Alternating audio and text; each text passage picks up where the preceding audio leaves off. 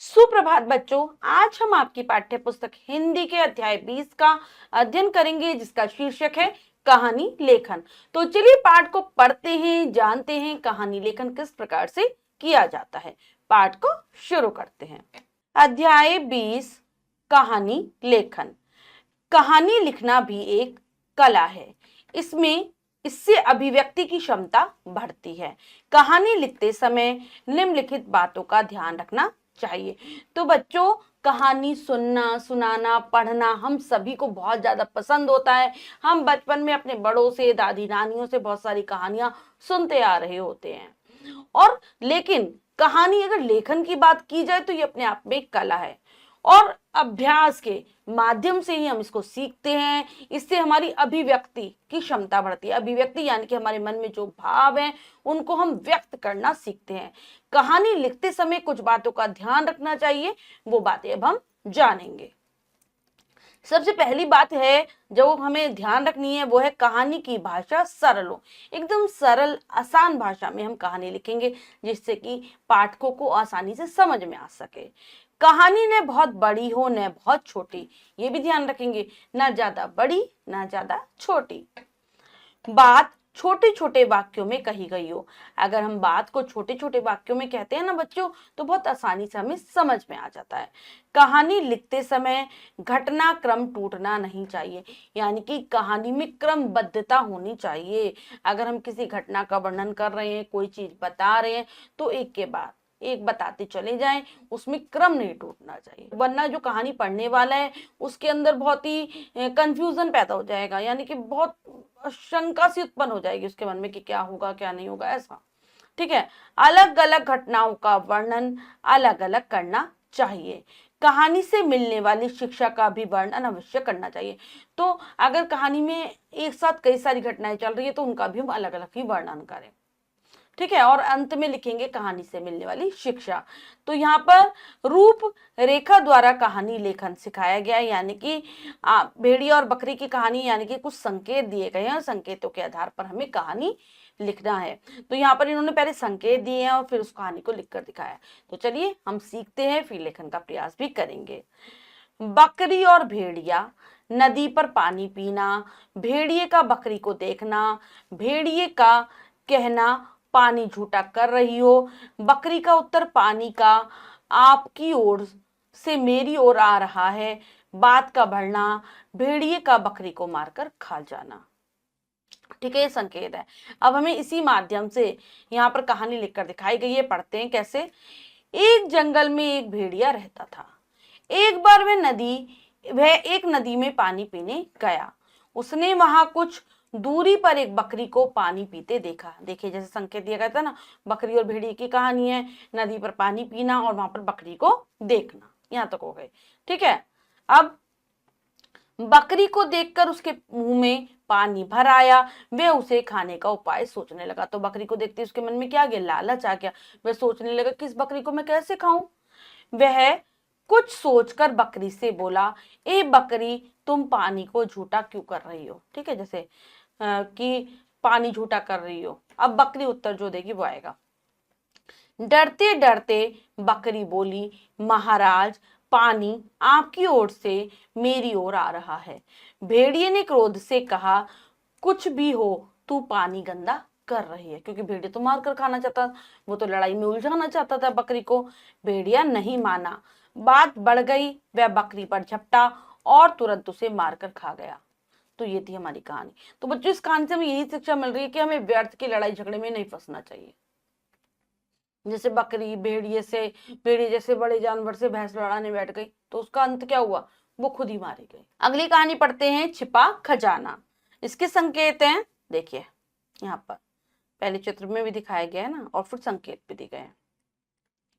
किसान और उसके 4 आलसी बेटे। कामचोर, किसान का बीमार पड़ना, पुत्रों को पास बुलाना, कहना मेरा धन इन खेतों में दबा है। किसान के मरने पर धन की खोज, खेतों की खुदाई, धन न मिलना, निराशा, बीज बो देना, अच्छी फसल होना, पिता की बात को समझना। तो ये संकेत है। अब कहानी पढ़ेंगे कि कैसे लिखी गई है कहानी। किसी गांव में एक किसान रहता था। उसके 4 बेटे थे, वे बड़े आलसी और कामचोर थे। देखिए पहली लाइन में जो था, आलसी और कामचोर होना। किसान को रात दिन अपने बेटों की चिंता खाई जा रही थी। इसी चिंता में वह बहुत बीमार पड़ गया। रात दिन चिंता करता रहता था कि मेरे बेटे कुछ काम नहीं करते, इनका गुजारा कैसे चलेगा, इसलिए वो बीमार पड़ जाता है। उसने अपने चारों बेटों को अपने पास बुलाया। उसने उन्हें परिश्रम का महत्व बताया। मरते समय उसने अपने बेटों से कहा, मेरा सारा धन खेतों में दबा है। यह कहकर वह परलोक सिधार गया। ठीक है, ऐसे यहाँ पर किसान के मरने पर धन की खोज, अब ये वाला आएगा। ठीक है, धन तो सबको चाहिए था, खेतों में धन की खोज की गई। आलसी पुत्रों ने पूरा खेत खोद डाला, पर उन्हें धन नहीं मिला। उन्हें बड़ी निराशा हुई। सारा खेत खोद डालते हैं उसके चारों लड़के धन के लालच में। किसी के कहने पर उन्होंने खोदे हुए खेत में अनाज बोया। खूब फसल हुई और उस फसल से उन्हें बहुत सारा धन प्राप्त हुआ। अब उनकी समझ में आ गया कि पिता ने किस धन की बात कही थी। वे आलसी से परिश्रमी बन गए। तो ये कहानी क्या सिखाती है कि मेहनत से ही हमें धन की प्राप्ति होती है। अब हमने जो भी सीखा है उसको दोहराएंगे और दोहराए में से कहानी लिखने से अभिव्यक्ति की क्षमता बढ़ती है। अब हम अपने भावों को व्यक्त करना सीखते हैं। कहानी लिखते समय घटनाक्रम नहीं टूटना नहीं चाहिए। तो हम जिस घटना का वर्णन कर रहे हैं वो टूटना नहीं चाहिए, वो क्रमबद्धता हो हमारी कहानी में। अब हम करेंगे अभ्यास कार्य। आओ देखिए क्या सीखा। के कलम उठाइए में से नीचे दिए गए चित्रों व संकेतों के आधार पर कहानी लिखिए। तो यहाँ पर चित्र भी दिए गए हैं और संकेत भी दिए गए हैं। तो कछुआ और खरगोश की कहानी है, एक बार पहले संकेत पढ़ लेते हैं। क्या संकेत है? किसी वन में अभिमानी खरगोश, तेज गति पर गर्व, किसी कछुए की चाल पर हंसना, दौड़ के लिए ललकारना, चुनौती स्वीकारना, दूर स्थित पेड़ पर निर्णय का स्थान, खरगोश का उछल उछल कर आगे निकल जाना, थक जाना, एक पेड़ के नीचे विश्राम करना, नींद आना, लगातार एक ही गति से चलने वाले कछुए का आगे निकल जाना, नींद खुलने पर खरगोश का भागना, निश्चित स्थान पर कछुए को देख सिर नीचा कर लेना। तो ये थे संकेत। इसके आधार पर हमें कहानी लिखनी है। तो मैं आपको बता देती हूँ लेखन का कार्य आप स्वयं करेंगे अपनी अभ्यास पुस्तिका में।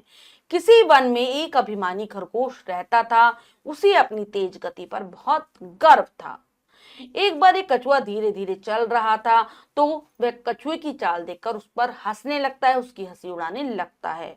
वह कछुए को कहता है कि मेरे साथ आकर दौड़ो। वह दौड़ के लिए उसको ललकारता है। कछुआ उसकी चुनौती को स्वीकार कर लेता है।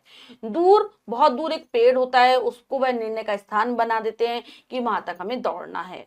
खरगोश उछल उछल कर दौड़ता है और वह बहुत आगे निकल जाता है, लेकिन ज्यादा तेजी से दौड़ने के कारण वह थक जाता है और एक पेड़ के नीचे विश्राम करने लगता है।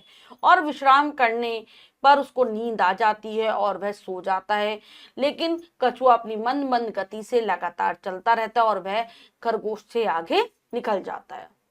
नींद खुलने पर जब खरगोश देखता है कि काफी समय हो गया है तो वो बहुत तेजी से भागता है।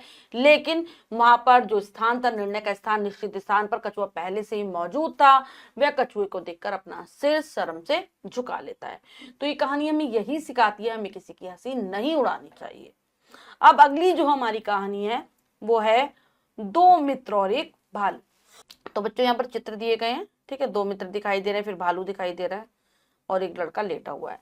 तो अब संकेत पढ़ते हैं। दो मित्रों का यात्रा पर निकलना, संकट में एक दूसरे के साथ देने का वचन, मार्ग में घने जंगल से गुजरना, एक भालू को देखना, पहले पेड़ पर चढ़कर अपनी जान बचाना, दूसरे का सांस रोककर धरती पर लेटना, भालू का उसे मृत समझना और आगे बढ़ जाना, पहले मित्र का नीचे उतरना और दूसरे मित्र से पूछना, शर्मिंदा होना। तो ये कहानी अब हम बनाने का प्रयास करते हैं। दो मित्रों का यात्रा पर निकलना, यानी कि दो मित्र यात्रा पर जा रहे होते हैं और वह एक दूसरे को वचन देते हैं कि अगर हमारे रास्ते में हम पर कोई संकट आया, मुसीबत आई, तो हम एक दूसरे का साथ देंगे, एक दूसरे की सहायता करेंगे। रास्ते में मार्ग में एक घना जंगल पड़ता है और वह इस जंगल को जब पार कर रहे होते हैं तो उन्हें वहां पर एक भालू दिखाई देता है। पहला जो मित्र है वो तो पेड़ पर चढ़कर अपनी जान बचा लेता है, लेकिन अपने दूसरे मित्र को, जिसको पेड़ पर चढ़ना नहीं आता था, उसको वहीं छोड़ देता है। तो दूसरा मित्र अपना दिमाग लगाकर जमीन पर लेट जाता है और अपनी सांस को रोक लेता है। भालू उसके पास आता है और देखता है। जब उसको सूंघ कर देखता है तो वो सोचता है कि इसने सांस रोकी हुई होती है ना उसने, तो वो सोचता है कि ये मर गया है, तो वह उसको छोड़ देता है वहीं पर और आगे बढ़ जाता है। अब जो पहला वाला जो मित्र था वो पेड़ से नीचे उतर कर आता है और अपने मित्र से पूछता है कि भालू तुम्हारे पास आकर क्या कह रहा था। तो उसका मित्र कहता है कि भालू ने मुझसे कहा कि स्वार्थी मित्र से सावधान रहना चाहिए। ये सुनकर पहला मित्र बहुत शर्मिंदा हो जाता है। तो ये कहानी हमें सिखाती है कि हमें स्वार्थी मित्रों से सावधान रहना चाहिए। तो बच्चों, ये पाठ आपको बहुत अच्छे से समझ आ गया होगा। अभ्यास कार्य आप अपनी अभ्यास पुस्तिका में कर लेंगे। बच्चों, आज हमने पाठ के माध्यम से सीखा कि किस प्रकार से कहानी लेखन किया जाता है। आशा करती हूँ यह पाठ आपको बहुत अच्छे से समझ आ गया होगा। आप कहानी लेखन का अभ्यास जरूर करेंगे। मिलते हैं अगली कक्षा में नए पाठ के साथ। तब तक के लिए स्वस्थ रहिए, प्रसन्न रहिए। धन्यवाद।